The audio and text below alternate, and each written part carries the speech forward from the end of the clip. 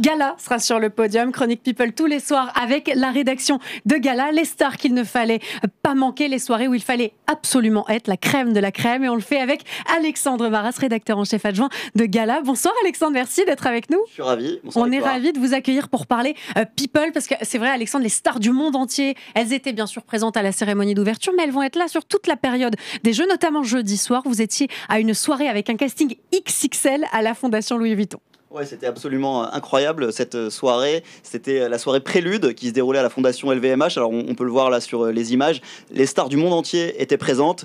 On voit LeBron James qui, 2 jours avant un match avec la Team US, était présent, ce qui est quand même assez incroyable. Il n'était même pas annoncé, mais il a fait le déplacement. Il y avait également Serena Williams, la star de la rédaction de Gala qu'on voit en image. Là, l'acteur en ce moment que toutes les filles adorent, Jeremy Allen White de la série The Bear. À la rédaction de Gala, toutes les filles de la rédac l'adorent. Pharrell Williams, forcément le directeur artistique de Louis Vuitton, et Jeremy Allen White qui est en couple avec Rosalia qu'on voit derrière, donc forcément les deux, c'était un peu l'événement qu'ils soient ensemble à la même soirée. Tony Parker avec sa nouvelle compagne Agathe Tessier, et sachant que, petite discrétion people, la compagne, l'ex de Tony Parker, à savoir Alizé Lim, était à la même soirée, donc Tony Parker était... Ça n'a pas fait d'étincelle ? Ça n'a pas fait d'étincelle, tant mieux, parce que tout le monde était ravi, on était privilégiés d'être à cette soirée qui était vraiment un avant-goût de la cérémonie d'ouverture. Avec un sacré parterre de stars, hein, vous avez raison.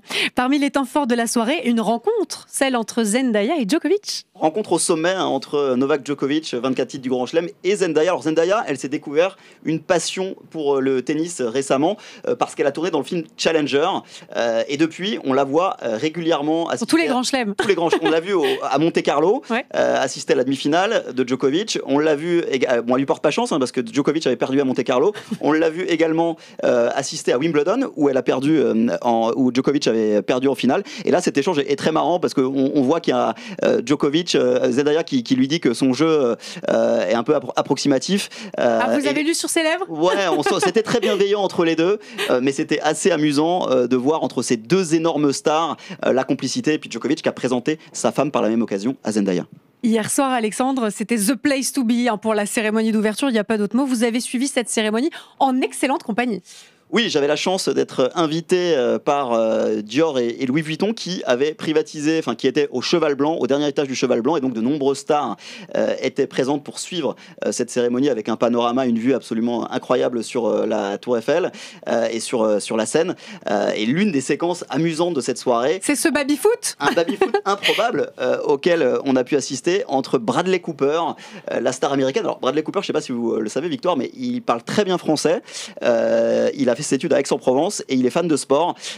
Autant de raisons de super bien s'entendre avec Omar Sy. Avec Omar Sy, et Omar qui lui aussi est très proche notamment de Victor Wembanyama et qui adore suivre la NBA.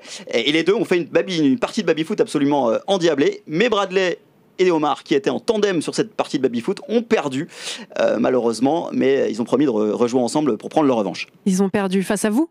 Non, malheureusement, j'ai pas eu cette chance. J'aurais adoré jouer contre eux, mais c'était pas le cas. Mais peut-être une prochaine fois, j'ai bon espoir.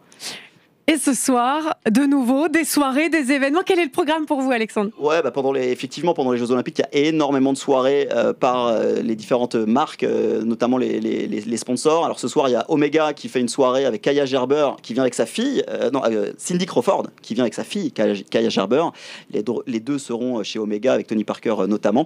Et chez Ralph Lauren, beaucoup de stars, puisque c'est une soirée en l'honneur de la Team US, avec donc beaucoup d'athlètes de la délégation américaine, et toutes ces images vous les retrouvez bien sûr. La Team US qui est quand même un concentré de superstars, hein, faut le dire. Et donc tout le monde veut approcher les stars de la Team US. Donc, et vous aurez cette chance. On aura cette chance, et vous aurez les images dans cette chronique très prochainement.